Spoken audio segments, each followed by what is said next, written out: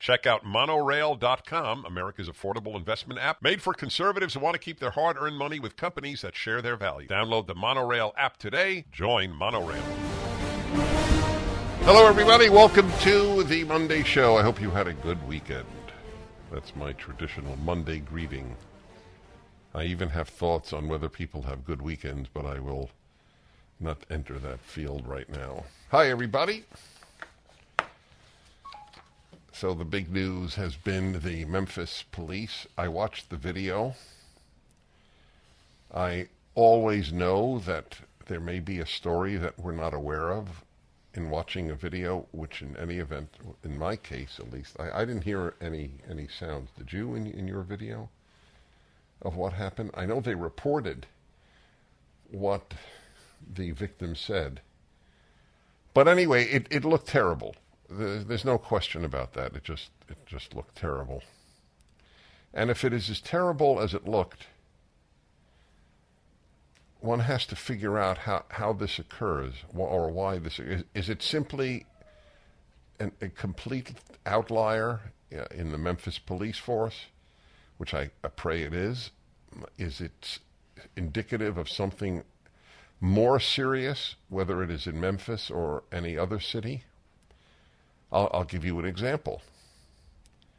Given I'm trying to think of an adjective. The obscene attacks on police, defund the police are racist, etc. Who wants to become a policeman today? Isn't that a fair question?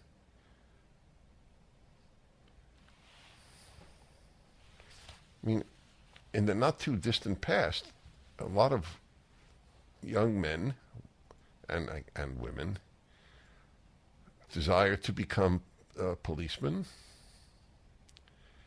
and became policemen.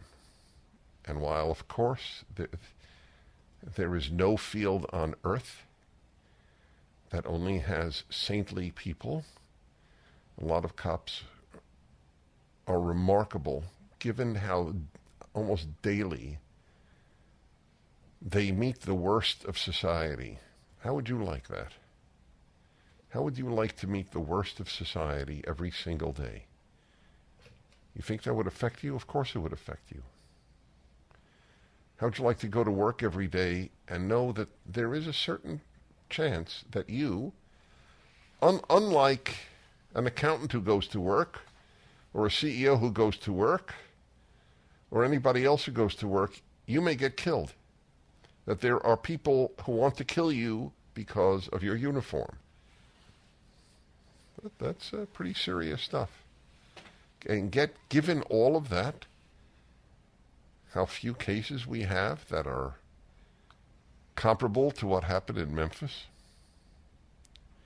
And yet the left, which is as vile a world as we have ever produced in America since the Civil War, yet the left doesn't ask fair questions because it's not interested in fair questions. It is interested in hate. There is no hate group like the left of any size in the United States.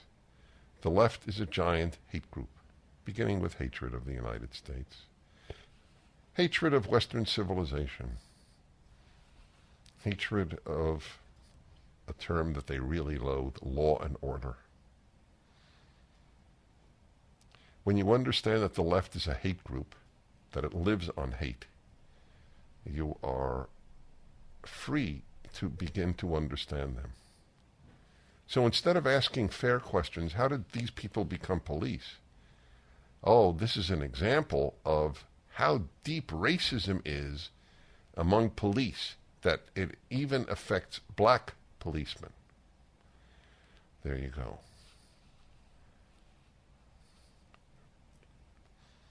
What percentage of interactions with criminals is with black people for policemen?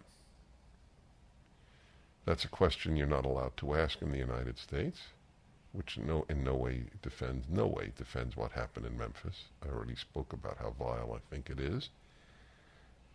But it is not an inconsequential question.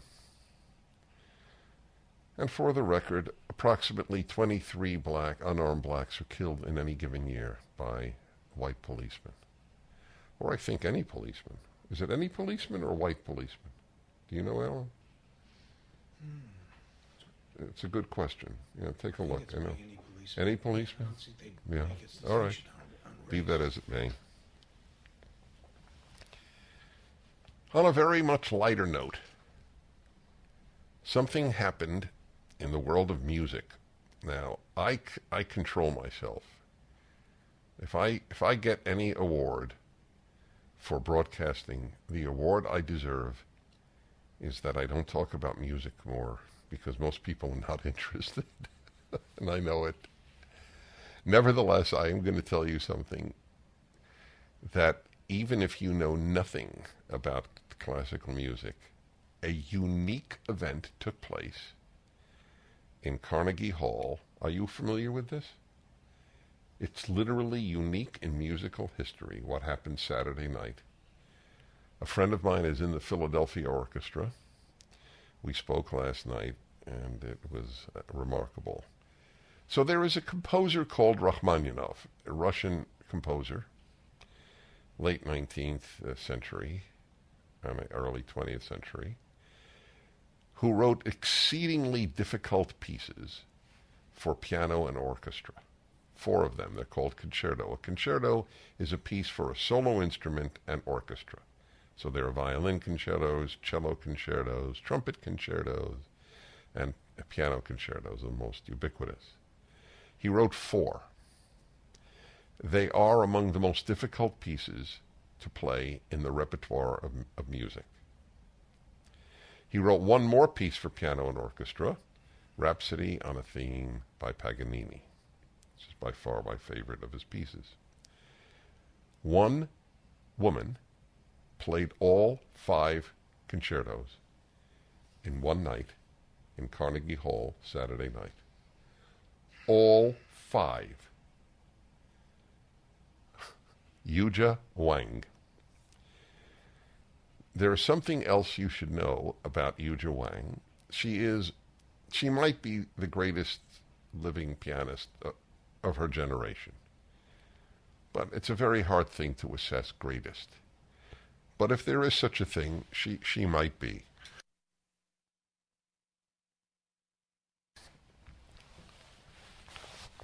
I'll tell you how good she is.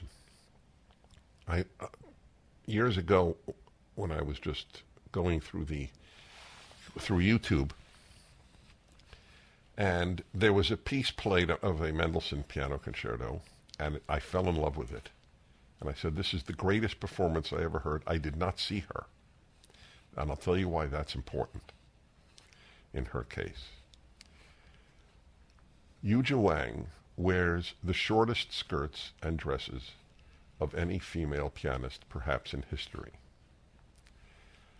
And it's truly remarkable that she does this. She is somewhat of a character. You know I love characters. And she is simply a live wire. She doesn't see anything wrong in being sexy and a musical genius. And I salute her. I totally salute her for it, because nobody thinks she's getting the attention she gets because of her short skirts and dresses. It is a phenomenon in the world of music, and I thought I would share that with you. If the Carnegie Hall performances are one day released, I will let you know about it. Well, 1-8 Prager 776. Did I report the Norwegian study on whether white paint is racist? I did? I think so. I think I mentioned it, but there is a lot to the piece. Yeah, I definitely didn't. So I'll tell you why this is particularly distressing. That America has succumbed to these awful doctrines, these sick doctrines, is bad enough. But that we have been able to export it to other countries. That's very scary. How could Norway, what would be evidence of Norway's racism? There are no non-whites in Norway in its history, and it never colonialized any country. So, if you have no contact with a group, can you still hate it? Right? Isn't it like, what is it, if a tree falls in a forest and nobody hears it, did it make a noise? I'd like to introduce you to Monorail, America's investment app that takes you from where you are to where you want to be. Monorail is an investment and savings app that is made for patriots by patriots. Doesn't matter whether you're an Apple fan or if you prefer Android, Monorail is available in both environments and online at monorail.com. Monorail is safer for users with bank-level encryption and biometrics. Your money is protected with Monorail through Securities Investor Protection Corporation and the FDIC. No matter how you engage with Monorail, you're getting the security and safety that you need. Whether you're adding funds to your investment account, looking to buy a stock, or putting money aside for future purchases. With Monorail, you can put your money where it matters and utilize the economic power that built this country. Don't go somewhere else to trade stocks. Monorail gives you the freedom to purchase whole or fractional shares in companies you believe in. It only takes 5 minutes to download the app and set up. Join the pro-America money movement. Join Monorail. A piece by Rafael Mangual at the City Journal. How many videos has he done? 3. 3 for us? On Wow. crime. 3 PragerU? On crime. On crime. Reactions to the video have been universal in their denunciation of the conduct of the police officers, all black, as was Nichols. In addition to the excoriations of the officers by police critics, police departments, executives, and union representatives from across the country unambiguously expressed their disapproval. The major city chiefs organization referred to the actions of the Memphis officers as unconscionable. The Fraternal Order of the Police's president, Patrick Yose, denounced the incident, as a criminal assault under the pretext of law, and so on. After having watched the videos myself, I agree. Who wouldn't? What I saw was a legally unjustifiable beating handed out by hotheads who wanted revenge for having been given a hard time. After the initial encounter with Nichols, from which he escaped, body cam footage shows one officer say to another that Nichols made me pepper spray myself. The officer whom he spoke with seemed also to be agitated at having had his glasses knocked off during the initial struggle, saying, after hearing over the radio that others had caught up with Nichols, "I hope they stomp his ass." Another officer involved seemed upset about hurting his leg. None of these things excuses kicks to the head, punches to the face, or baton strikes doled out to a man who was no longer resisting. The swift termination, arrest, and indictment of the officers involved in the Nichols incident comports with the outrageous nature of the conduct depicted in the videos released to the public. But for some it won't be enough that these actions met with universal outrage and both administrative and legal enforcement actions. We need to show the world what lessons we can learn from this tragedy, District Attorney Mulroy said during the press conference in which the charges were announced. But perhaps the lesson is simply this: policing is a human endeavor and is therefore subject to the shortcomings of the human condition, which means that some people, cops included, will sometimes act out of malevolence. Okay? How do I know that this guy is not on the left? Because what he said is thoughtful. That's how I know. It's as simple as that. For some police critics, this reality is unsatisfactory. Exactly right. Congresswoman Alexandria Ocasio-Cortez, for example, decried via Twitter, quote, "the effort to separate the officers who murdered Tyre Nichols from the system of policing that produced them." Well, I'll tell you, I would be willing to look into the system of policing that produced them. Are the best people applying to be police, or has the left made it an almost suicidal act, or potentially suicidal act, to be a policeman? Given the Alexandria Ocasio-Cortezes of our society, who never do the good of one policeman in one day in her entire life, she has not done anything comparable to the good that any policeman in any city in this country does on a daily basis. She is morally worthless, and she has the temerity to condemn all police. Charges alone aren't justice. Change is. And what change would you like, Alexandria Ocasio-Cortez? How about, here's an interesting change. Let's raise the money, since we do have, after all, tens of billions of dollars for green energy, all wasted. Why don't we take a couple of $1 billion and give scholarships, as it were, to college students like Yale? Hey, why don't you become a cop? We'll pay you better than even at a New York law firm. Become a cop for a few years. All the people who criticize never join the police. Never. They probably don't know a policeman. Two things are worth remembering here. The first is that over the last 2 years, policing has seen considerable change. In April 2021, the New York Times reported that 30 states had enacted more than 140 police reform measures in the year following George Floyd's murder by a Minneapolis police officer. City councils and police departments, including in Memphis, enacted reforms of their own. According to a Memphis government website, Reimagine Memphis, memphistn.gov, Memphis Police Department policy was already, before the encounter with Nichols, aligned with the policy recommendations of the 8 Can't Wait reform campaign that went viral in 2020.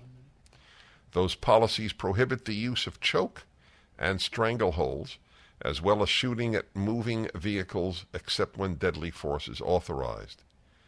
They also require officers and/or departments to de-escalate, give warnings, and exhaust all alternatives before shooting. Comprehensively report uses of force, develop a use of force continuum, and intervene when fellow officers use excessive force. I'll have more in the course of the show from his piece. What the left will do with this is just use it to further hate. That is its great product. The Dennis Prager Show. There's a lot of talk about the Great Reset and digital currencies. The U.S. government has been floating the idea of a digital dollar for quite some time, opening up the door to the government controlling your bank account, or worse yet, freezing your money. They did that in Canada, remember? This is Dennis Prager for AmFed Coin and Bullion, and for my friend Nick Grovich. Now more than ever in this woke world, it's important to own tangible assets like gold and silver. Owning physical gold and silver gives you control over your wealth. They're proven, stable commodities that have held their value over time, beyond the overarching reach of government. And it's so important you do business with a trustworthy and transparent company like AmFed Coin and Bullion. AmFed's owner, Nick, and his experienced team will always provide you with honest, sound advice. No pressure sales. Moving a portion of your wealth into precious metals is a prudent decision. Call AmFed Coin and Bullion. 800-221-7694. AmericanFederal.com. AmericanFederal.com. Hi, everybody. Dennis Prager here. I have a guest. She is Danish. She's from Denmark. I met her when I gave my lecture at the Parliament in Copenhagen in November. God, it's all it is 2 months ago. Mm. So my wife and I realized that we had met a gem. and I can't keep waxing enthusiastic. I'll sound silly, but she is one of those people that makes you optimistic about the human condition. Her name is Astrid. Don't ask me what the Danish pronunciation of her name is.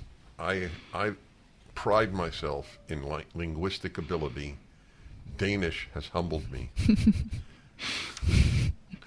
As for example, her last name is H-O-G, but it is not pronounced Hug. It's pronounced, go ahead. Høg. See? Sean, say it. No. Okay. More or less. It's okay. You're doing okay, Dennis. So, I want to talk about your country. Mm. I have reported about Denmark, as for example, that it no longer wanted people under 50 to be vaccinated. Is that accurate?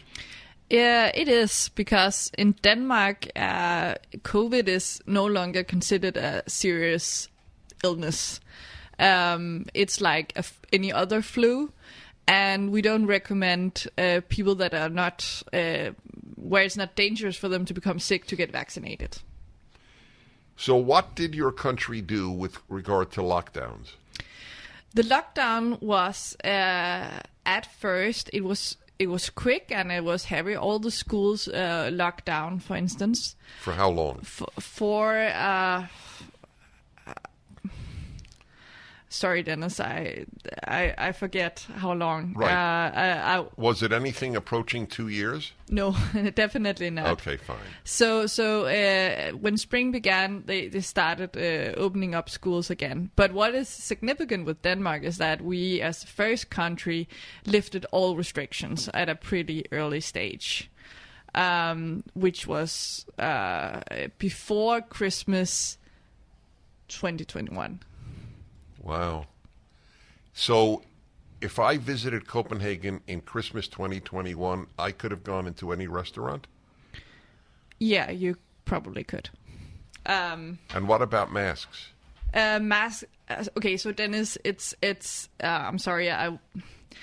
It's very confusing because it came and went, and I'm afraid to say. Sorry, all the different legislation. I'm afraid to say something wrong, Dennis. I'm sorry. Fine, that's okay. But the reason, obviously, there's a reason I ask, because when I read that Denmark had asked people not to get vaccinated under 50, my assumption was it was not as strict as America. Well, it was at times, but it was what happened was when the Omicron variant came about, and it was obvious that it was much less severe.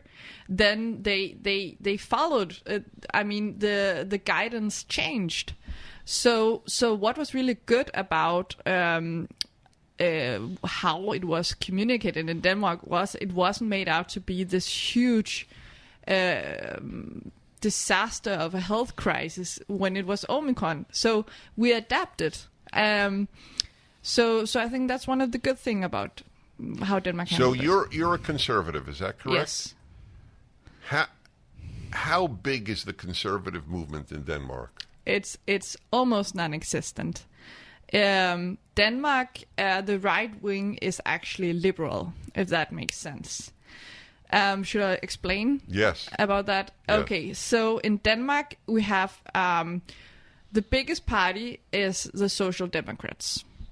And then we have a lot of leftist parties. And some of them are close to communists. On the right side of the spectrum, we have the liberals. They want individual freedom. They want lower taxes. But the conservatism of the right-wing parties is hardly non-existent. The protection of the family and also the value of norms is very.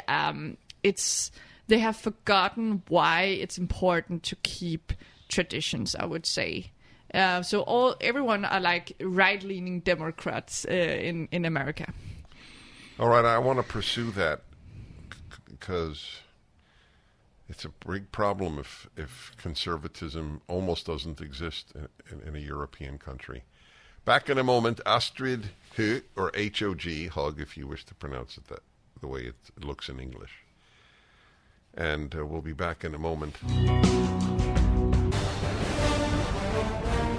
Hello, everybody. Dennis Prager here. If you missed my guest of hour one, this extraordinary young woman from Denmark who's a conservative, and there are very few conservatives in Denmark. There are very few conservatives in Europe. What they call Boris Johnson, was he conservative? It's somewhat of a joke, right? I can't think of anything conservative about him other than Brexit. Yeah. I'll tell you what immediately tells me you're not conservative is if you buy the green scenario. The moment you tell me that there's an existential threat to humanity, I know you have no critical faculties. Period. End of issue. You have bought one of the gigantic lies of our time, which has no basis. No basis that there's an existential threat because of carbon dioxide. I'm not saying the Earth is not getting warmer. I'm not saying carbon dioxide has no effect. I'm saying that it is a gigantic fraud. It is a lie to gain power for the left. That is all it is. Sick, bored, rich people run the movement. Like John Kerry, one of the great nothings in American history. Actually, I think a bad man from when he returned from Vietnam to smear his fellow soldiers. It's a truly bad human being. To think that he ran for president is a statement about the Democratic Party. That's the giveaway. To the extent, and people believe it. I don't know if the people believe it who run it, because they're against nuclear power, so that proves they don't give a crap about carbon dioxide. That's the proof. There is nothing else you need to know about the environmentalist movement to know what a fraud it is, that it is opposed to nuclear power. You know why it's opposed to nuclear power, which is completely clean and safe? You know why? Because they don't control your life then. The issue is entirely about controlling your life, getting you out of cars, for example. They hate the car because they don't control you if you drive where you want, when you want. It's all about control. Anyway, there are very few conservatives in Europe. She's one of them. It was very interesting, raising the issue of, in Denmark, you can have private daycare, but you can't make a profit. You can't take out the profit because you shouldn't profit on helping people. So let me just say for the record, if you really want to help people, isn't that exactly what you would have the most profit in? So you can make a profit if you play baseball. Then you can make tens of millions of dollars. But if you help kids, you shouldn't make any money. Do you understand how sick the left is? Every leftist is shallow, intellectually, morally, forget spiritually. It's just a shallowness, if I could say it, it's a shallowness of infinite depth. There is depth to their shallowness. You shouldn't make money helping people. Their shallowness goes deep. Their shallowness runs deep. Exactly. Shallowness that runs deep. Yeah. That's the whole right. thing's a contradiction anyway. Why shouldn't that Right, be? why shouldn't that be? Exactly. Wow.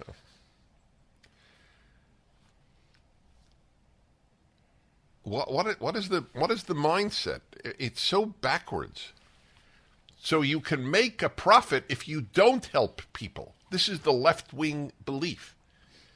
Only if you help people you should not make money. Get it? Isn't that astonishing? They're not against singers making a fortune of money, or actors, or athletes. That's fine. But if you run a daycare center, you shouldn't make money. When I say that the odds are you become stupid when you attend a university, I don't speak in hyperbolic terms. I believe that. The chances of your leaving college with greater clarity of thought are minimal. Minimal. Now, maybe if you were inebriated, that is drunk for 4 years, you would not leave with a less clear mind than you came in. Huh? That's the only antidote for most people. Don't make a profit from helping people. This is what goes for deep when you thinking. send your kids off to school, give them an allowance for booze, and just tell That's them, right. Oh, that's a riot. Stay drunk for 4 yes, years. give and them come an home. allow. Right, providing you don't get addicted to alcohol. Here's booze money. That way you won't become woke. So, the article in the Great City Journal by Rafael Mangual, who has done 3 PragerU videos as it happens, he's speaking about what happened. He gives a perspective on the Memphis police force. So listen to this. According to data compiled by Police Scorecard, a website built by left-wing police critic Samuel Siangwe, Memphis police have been involved in 25 killings, mostly justified, between 2013 and 2021. 8 years, 25 killings, 3 a year.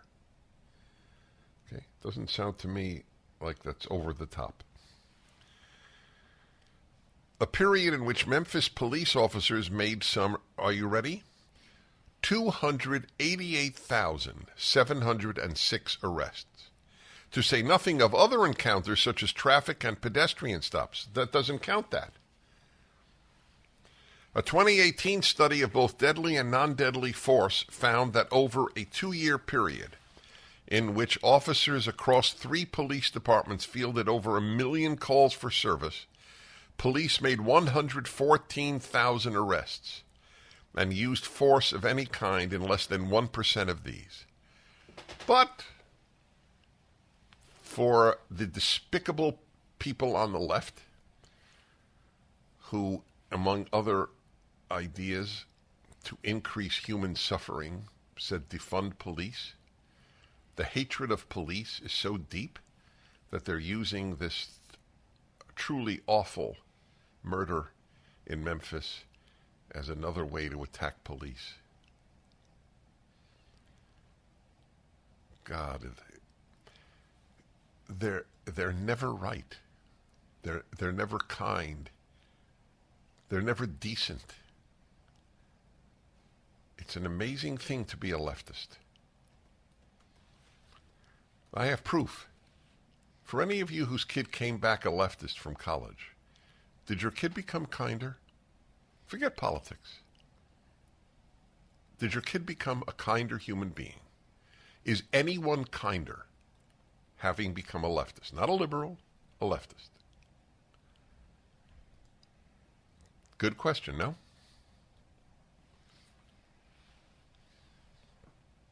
Let alone do they think more clearly. The deplorable actions depicted in the Memphis videos are simply not representative of policing as an institution. As such, we should resist calls to repeat the mistakes of 2020, making rash policy choices that may harm public safety. The post-Floyd era has been marked not just by sharp leftward turn on the policing and criminal justice policy front, but also by sharp rises in serious crime and disorder. Yeah, but so what? You think it bothers leftists? While we can be sure that much commentary will focus on the role that race plays in incidents of police abuse, it's worth remembering that black Americans have borne the brunt of rising crime, including violent crime, since 2020. Having set an all-time record for homicides in 2021, residents of Memphis know this all too well. No leftist is bothered by the increase in murder. Just like they're not bothered by the fact that we have clean energy thanks to nuclear energy. They have emotional agendas, hate police, get people into controllable circumstances via environmentalism. 1-8-PRAGER-776.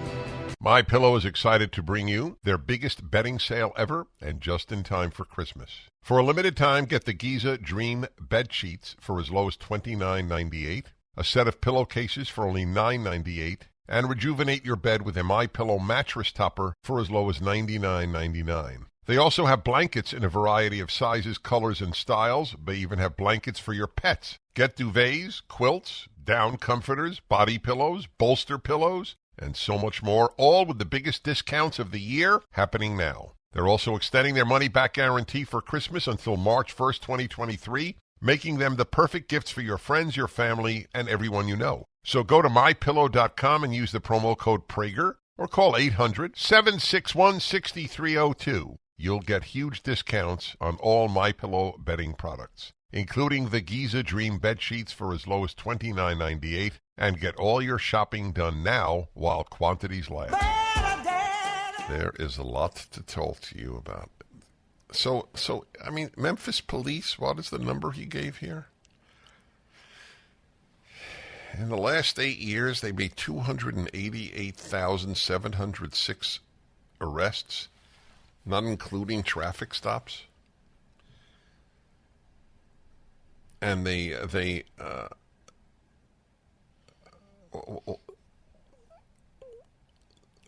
and nothing like this happened.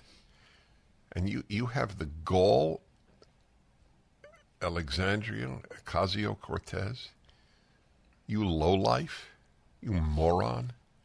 You have the temerity to condemn these people as a lot. When you understand that they're mean, that they're bad, it's not that I disagree. I disagree with liberals, but they're not bad. They're naive, but that's not a bad. The left is bad, folks. They're bad people. Rashid Tlaib is a bad person. Imagine that. You come to America. Who's the one who came from Somalia? Omar. Yeah, Ilhan Omar? Yeah. Right. Imagine that. You come to this country from Somalia and you devote your life to crapping on this country. There's a real low point in the hierarchy of scum. And that's really at the low point, at the low end. The ingratitude to this country for what was done for you. God. I don't know what animates these people. I don't know.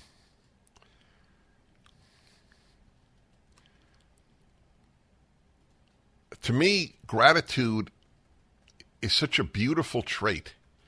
And to leftists, it's an ugly trait. Tell me what leftists are grateful for. Tell me. America? Liberty? Freedom? Religion? What are they grateful for? As I have said often, you get at a college in America, you get a BA in ingratitude, you get a master's in ingratitude, and you get a PhD in ingratitude. I feel bad for you if you sent a nice kid to college and an a-hole returned. It's easy to love your kid, but it's not common, or it can be uncommon, to like your kid. I'm going to write an article one day on my favorite verbs in English. Like is one of them. Like may be more important than love.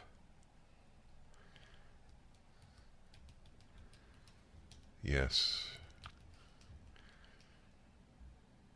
Earn is another one of my favorite verbs. A verb that doesn't exist in most languages. 1-8 Prager 776. You're listening to the Dennis Prager Show. Okay. Fun questions here. All right. Okay. Let's see here. What should be done with nuclear waste? Jay in Bakersfield, California wants to know. It's not a problem. It's not a problem. Exactly. If it were a problem, where has it manifested itself as a problem? It never has. It hasn't, exactly. You can store all the nuclear waste in the size, Yes. size of a football field. Yeah, you could all the nuclear waste in the country in the size of a football field. But I don't even know why it's raised as an issue, except by environmentalists who hate nuclear power because it would end the entire agenda of controlling your life. If the energy came from nuclear power, it would end the whole idiotic green movement to what are they called? Not windmills. What are they called? Turbines? Wind turbines, which have terrible damage, by the way, to the environment. But that they don't care about that either, or solar power. What else do we have? Who was the first leftist? Alex in Las Vegas wants to know. Rousseau. The first leftist recorded is Korah in the Bible, in the book of Numbers. I think what is it, chapter? Is it 19, 20, or 21? So there was a rebellion against Moses, and by a guy named Korah, Korach. And Korach's line was, who are you, Moses, to set yourself above us? Aren't we all holy? And that's it. So that happened 300 or 3,200 years ago. It's built into the human condition. I don't want any hierarchy. We're all equal. We're all equal. That's it. Or as the great line in the Monty Python film Life of Brian goes, you are all individuals. Yes, we're all individuals. You're all different. Yes, we are all different. I'm not. That could never be made today, that film, on so many grounds. Yes, we are all equal. No, we're not. Some people are smarter than you, better looking than you, more talented than you, kinder than you, finer than you, wiser than you, and me. That's right. By the way, thank God. Back in a moment.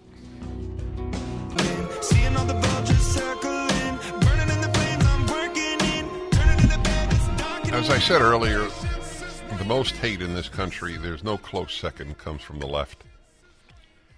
They are the great haters. Just read the New York Times opinion pieces as a rule. Here's Charles Blow, who is one of the great haters writing in America today. He only knows hatred and anger. He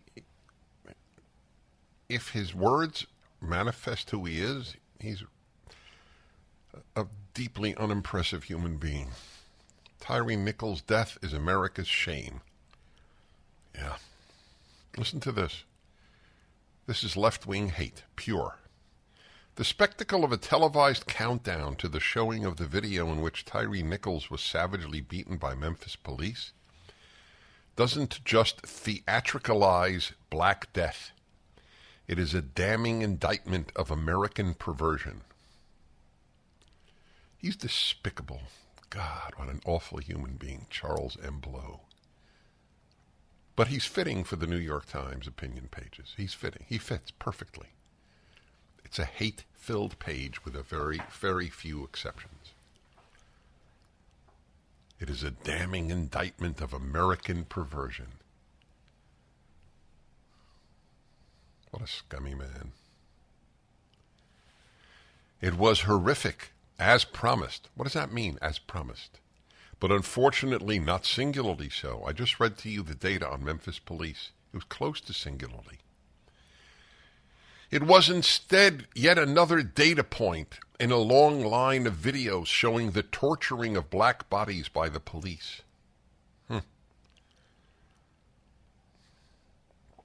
It was more snuff porn with black victims.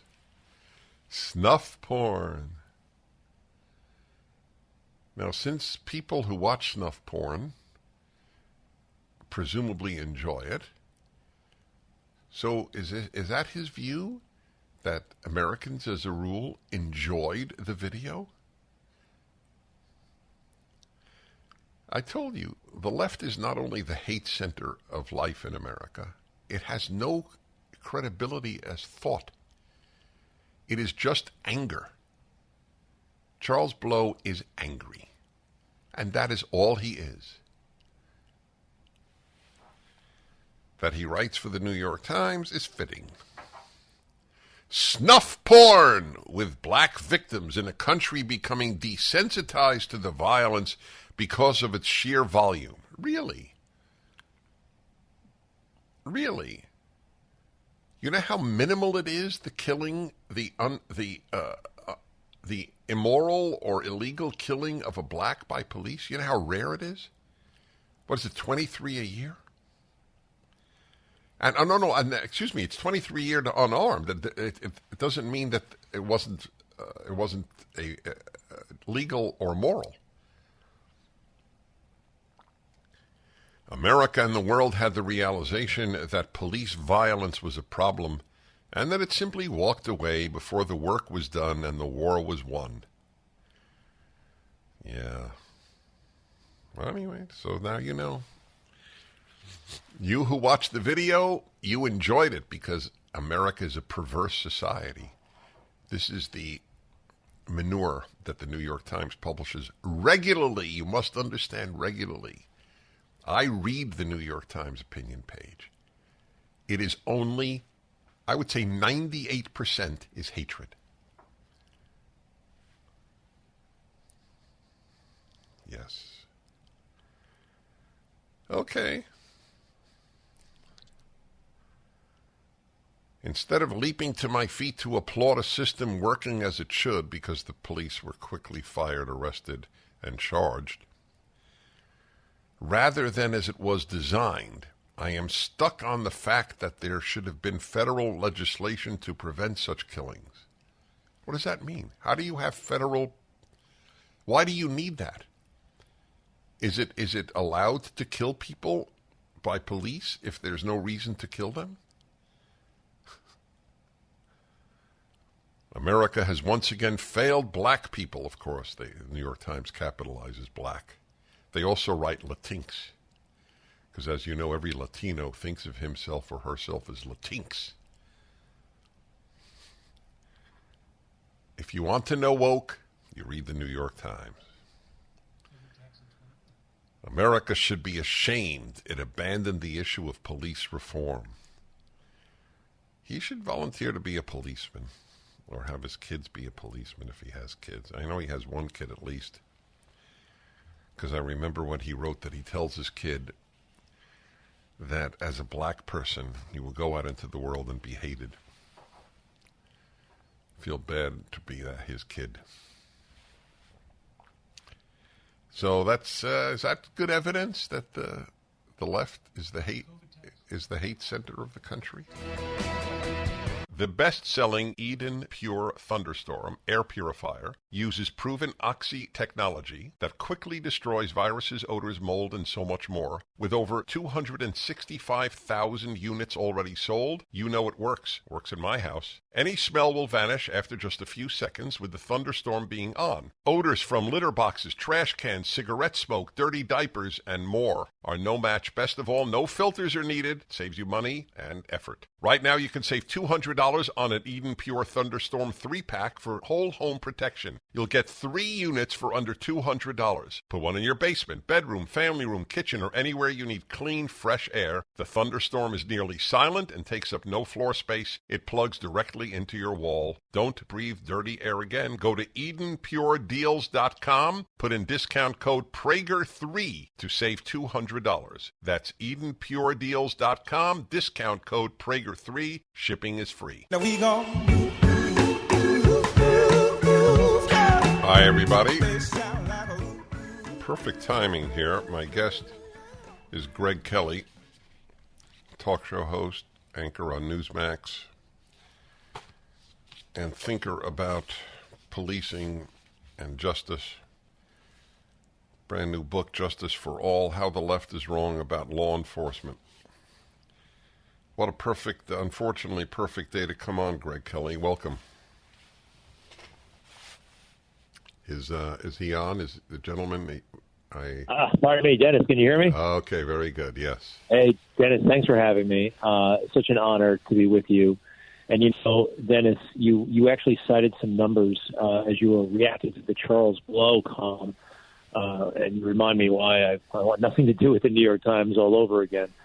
But unlike almost anybody else in the media universe, you're actually citing the real numbers. The number of unarmed people killed by police is infinitesimal, really. And it's one of the reasons why they try to personalize it on the left so much, especially when it comes to Black lives. Breonna Taylor, say her name. They want to personalize it. They have to. They have to make that a name that everybody knows, because if you approach this in an analytical way, in a professional way, you would understand that this problem is not a problem. It was always a problem when someone is killed by police and the circumstances are obviously a crime, as this is the case in Memphis. But overall, this is not a systemic problem.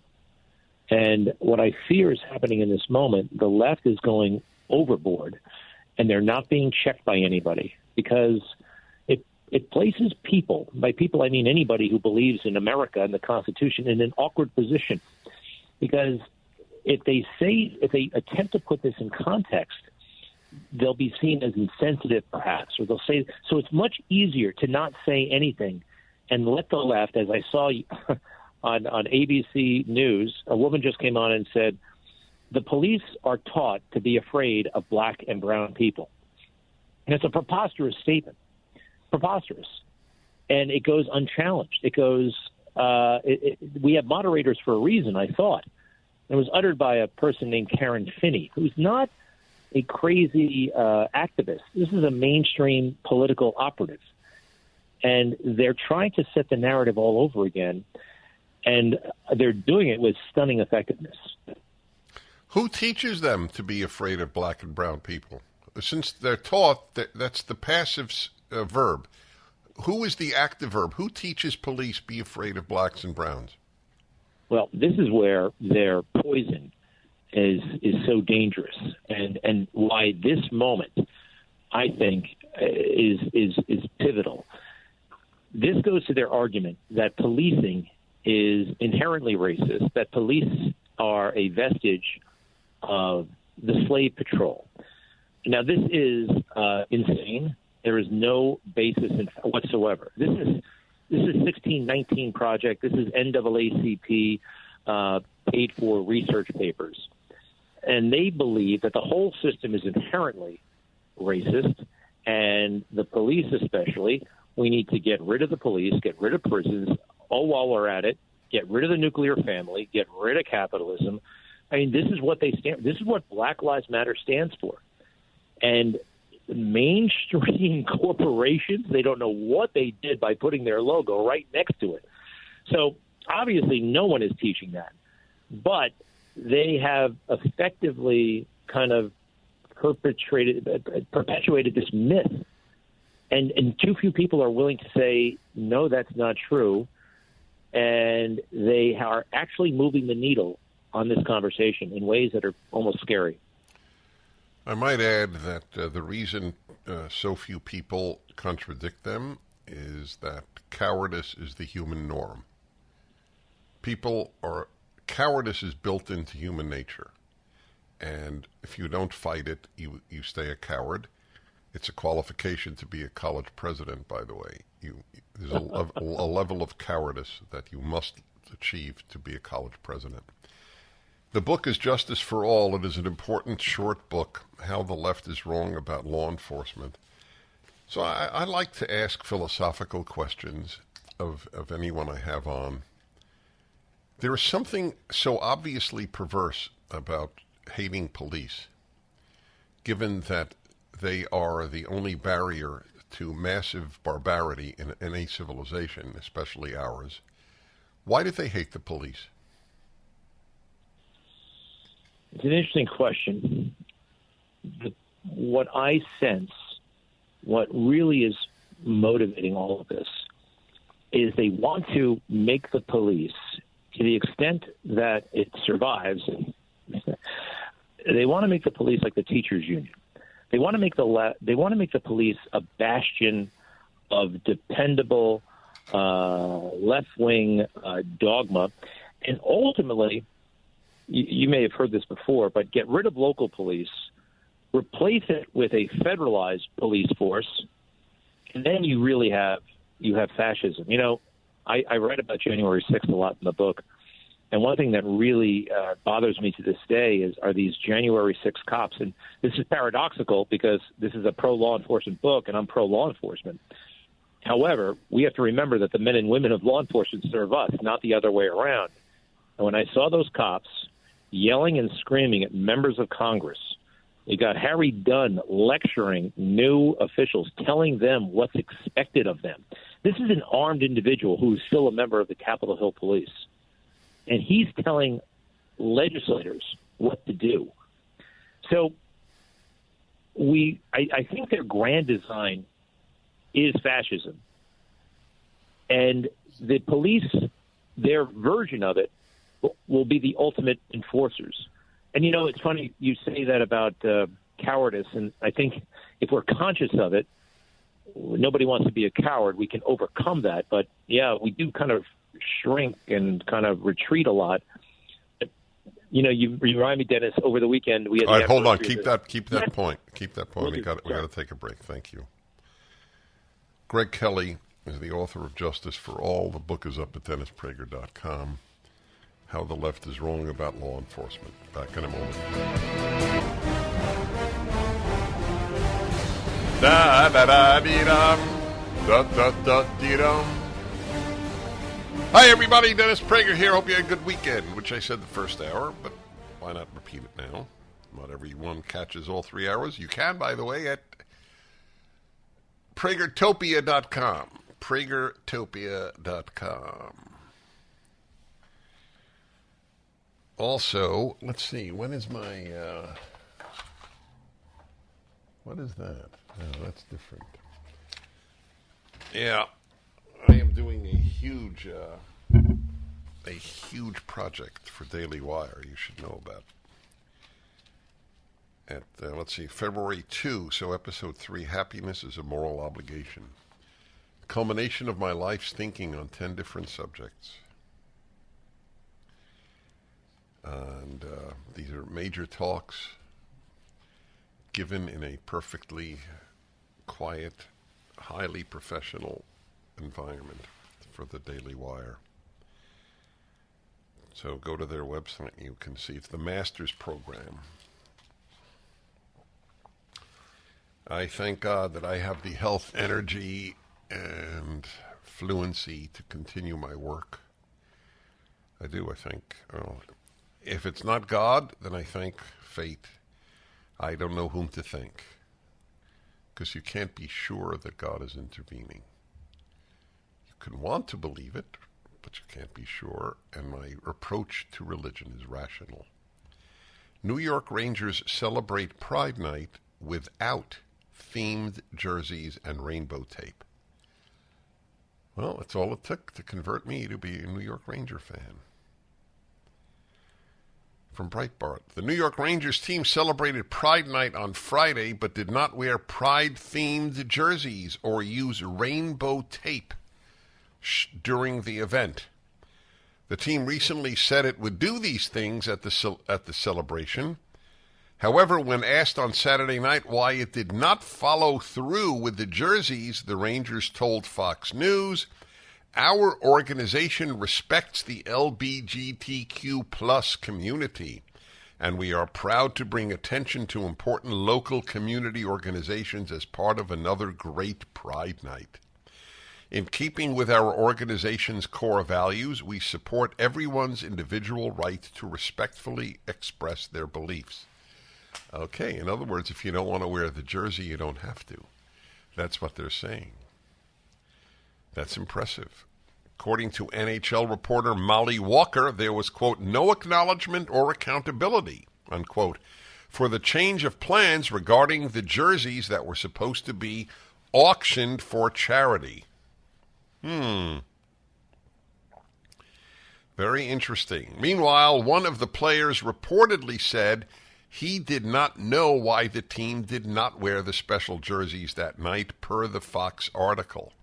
However, the team did welcome NYC, New York City Pride co-chair Andre Thomas during the ceremonial puck drop, but he apparently did not know about the decision beforehand. New York City Pride later issued a statement that said it was honored to take part in the previous celebrations.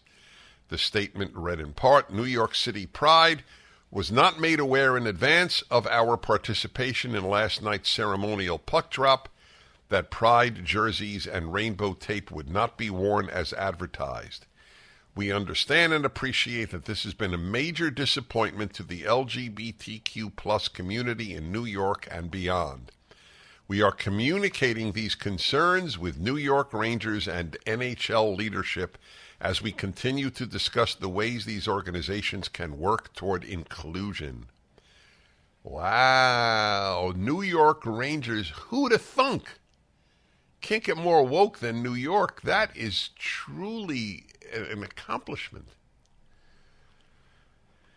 At the recent event, the Rangers did contribute to the Ali Forney Center, a group that helps homeless youth in the LGBTQ community. The news came after Philadelphia Flyers defenseman, I reported this last week, Ivan Provorov, chose not to wear the Gay Pride jersey the team sponsored for its Gay Pride night game, citing his Russian Orthodox religion, Breitbart News reported January 18th. He said, I respect everybody's choices. My choice is to stay true to myself and my religion. Of course, most athletes, like the rest of humanity, are cowards. That's the human condition. Cowardice is as normal as breathing. Well, it's not true. It's an interesting question. You can't stop breathing and live. You can't stop being a coward and live. So in that sense, it is almost as normal as breathing. Yes, my choice is to stay true to myself and my religion. My religion believes that there is only male and female. My religion believes that men should marry women. That really makes you a hater, doesn't it? So listen to the final sentence in this article. Provorov's jersey nearly sold out on NHL and Fanatics online shops after he chose not to participate in the team's Gay Pride night. The entire Gay Pride celebrations, the very term, is totalitarian. You are not merely supposed to tolerate. In other words, not act with intolerance toward LGBTQ people. You are to take pride in them. That's totalitarian. Really. So if you are a man who wears women's clothing, I should take pride in you? I don't. Okay, just for the record, I don't take pride in you. Whether you should be allowed to is a different question. That's tolerance or legality. But pride? See, for the left, it is not enough that you do not harm people. You must think properly. You not only act properly. That's why there is no real line separating North Korea and the left. North Korea is the logical conclusion of leftism, where what you think, how you clap, as in applause, is to be monitored by the government.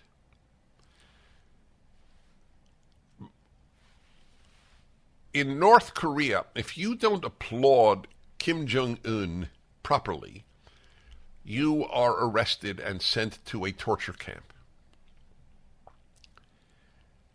Ideally, among the left in America, that would be analogous. I don't know about the torture part, but the idea that you would be sent to a re-education camp.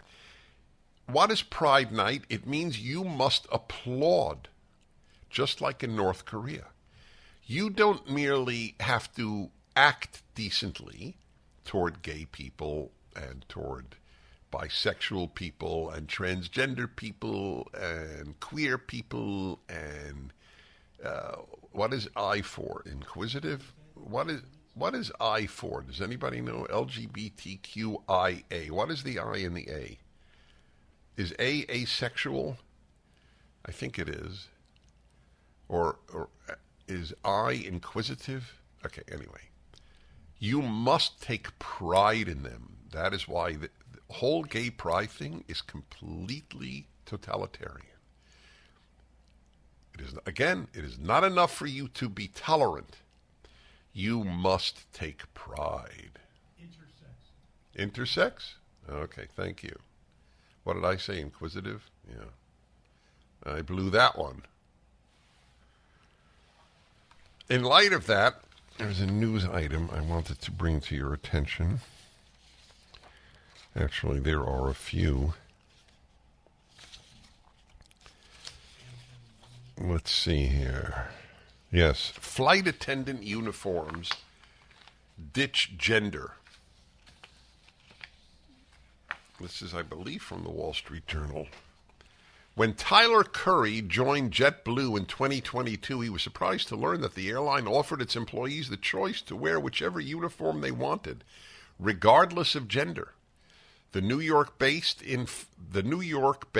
in-flight crew member had not worn dresses before, but intrigued, he asked a female colleague if he could try hers on. He liked the way it looked, so he, quote, took a leap of faith and ordered the dress. Quote, I used to be one of those people that would walk through work with my head down, just keeping to myself. And when I wear the dress, it makes me feel more confident. Do you understand that? When a man wears a dress, it makes him feel more confident. Sean, does that do that for you? When you wear a dress, do you feel more confident? Only if I'm wearing heels. If you're wearing heels. Okay, so you can relate to this guy. I can't. We'll continue with that. It's amazing. Hello, everybody. I'm Dennis Prager.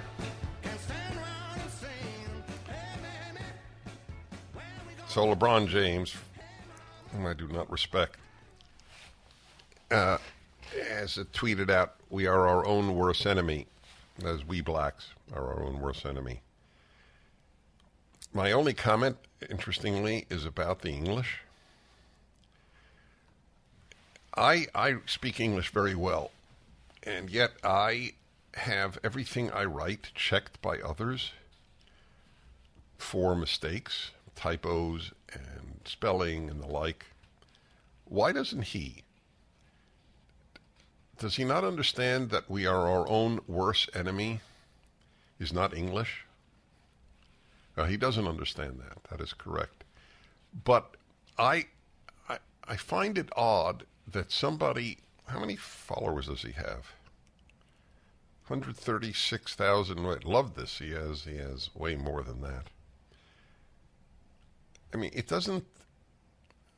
I'm sure very few people have react the way I do. There is no doubt in my mind that the collapse of standards of English, the left's war on standards in any arena of life, is the harbinger of a deadened society. Anyway, I just thought I'd note that. Couldn't he have shown it to somebody? Said, you know what, LeBron, we are our own worst enemy, not worst enemy. Okay, anyway, I get it. I'm sure that I haven't, for many people, that is regarded as an idiosyncratic view. I'd like to know, based on what I said earlier, are the New York Rangers the only team to refuse to have worn gay pride jerseys? And please understand the totalitarian nature of having people celebrate LGBTQ pride. Why is it pride? I understand tolerance. Pride?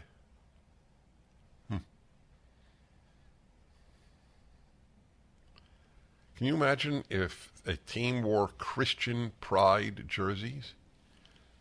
And I dare say that Christianity has done more to make a great America than LGBTQ alone.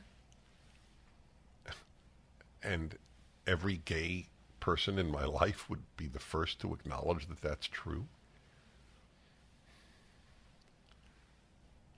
I mean, I've often noted that the Christians are more than any other group responsible for having made the great America that once existed and does not exist today. We do not live in a great country at this time. Can't believe I'm saying it, but I won't lie to feel good. So back to this flight attendant who now acknowledges he now wears dresses. And his line, which I find bizarre, when I wear the dress, it makes me feel more confident. Now I walk through the airport with my head up. Mr. Curry said this is a JetBlue flight attendant. Said he's had nothing but positive feedback about his look. Of course that's true. People who think that he is destroying the male-female distinction, which is fundamental to civilization, aren't going to walk up and say, you know, you are destroying the fundamental distinction between men and women by being a man wearing a dress. I'm not even sure I would. So, of course, he's going to only have comments from people who go, oh, that's wonderful. Oh, that is so beautiful. Oh, is our society better now that men wear dresses? Because that's what we need, is more effeminate men. That is such an important contribution to our society. Thank you, Tyler Curry of JetBlue. What a help. What a great model for my son. To see a man in a dress walking through the airport. To see a man the entire flight. Because JetBlue doesn't give a damn if a man wears a dress. He remembers one passenger telling him that she loved, of course it's a she, loved her kids seeing this kind of diversity on a plane, quote, so when they grow up they can be who they are. What the hell does that mean, be who they are? What does that mean? Really, what does that mean? It's a meaningless statement. So that you can be who you are? No, we should be whom we want to be. Who we are is pretty rotten. What if you want to be lazy? That's who you are. Almost all of us are naturally lazy. Should we be who we are? The age of anti-wisdom in which we live. Mostly passengers tell him, you look amazing, he reports. That's true. Amazing is the word. And they just wonder how he manages to walk in heels for as long as he does. That's beautiful. I wonder how many men say to him, we're proud of you as a man, that you wear heels and a dress. I'd love to know. Many women are lost. In 2022, Alaska Airlines and Virgin Atlantic began allowing all flight crew members to wear whichever uniform they wished, regardless of gender. Alaska Airlines, about 20 years ago, used to give a Bible verse along with your meal. And now they let the men wear dresses. That's about as dramatic a change in a privately owned company as I can think of. In any company. Well, Disney. But it's symbolic. Yeah, they dropped that, by the way, because people complained. God forbid they should get a Bible verse along their meal. It offended them. But if you say that a man wearing a dress as a flight attendant offends you, you're a hater. But you're not a hater if you're offended by a Bible verse on your tray. Get it? It's sick, my friends. It's sick.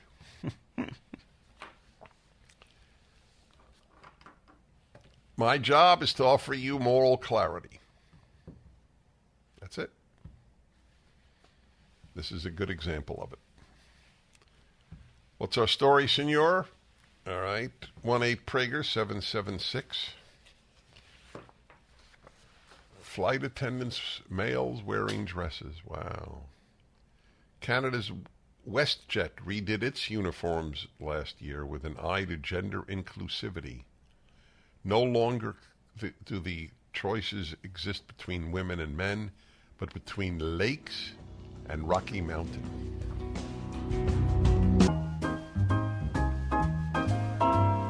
Well, there really is some pushback. We'll see what happens on the airplanes.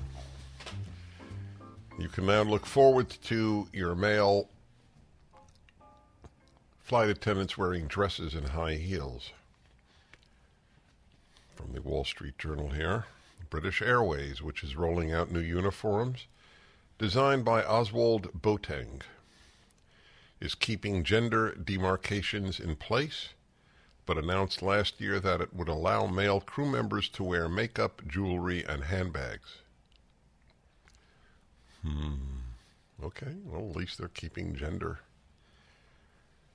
demarcations in place. Whew. But not the U.S. airlines, because the United States is the worst country in the world right now with regard to protecting the family. Amazing, isn't it? I'd like to figure out why the left is so much more powerful here than elsewhere. I'm talking about the cultural left, not the economic left.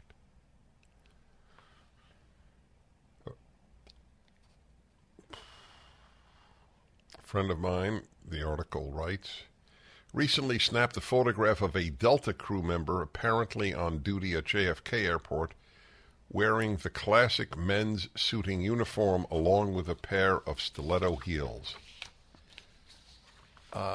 Just what you want your sons to see. This is the type of man you definitely want your son to grow up to be. This will be, in times of crisis, exactly the person to fight for the country as they march to the front in stiletto heels. Jamie Forstrom, who is non-binary, said they wondered, this is the Wall Street Journal, they. See, because non-binary, so you say they. Said they wondered at first if there was a space for them in the industry, even though they were passionate about pursuing a career in aviation. Now a Virgin Atlantic cabin crew member based in London, Mix, this is the new one, Mix. We've gone from Miss to Ms. to Mix. Mix, MX, means nothing, literally nothing. We don't know if you're male or female. Mix Forstrom was able to choose the burgundy, traditionally male uniform when they joined the company in 2022. Airlines that don't change with the times may be subject to lawsuits. In 2021, before Alaska Airlines opened up its uniform policies, the American Civil Liberties Union, another left-wing civilization-hating organization, I added that, sent a letter on behalf of a crew member, Justin Wetherell, who is non-binary, saying that the gendered uniforms were discriminatory. That's true. Gendered uniforms are discriminatory. But because the left is intellectually so shallow, the very word discrimination conjures up wrong by definition. So you don't even discriminate between male and female. So Alaska Airlines should not have, the ACLU says there should not be a male uniform or female uniform for its flight attendants. By the way, I presume for pilots as well. Wouldn't you love to have a male pilot wearing a dress?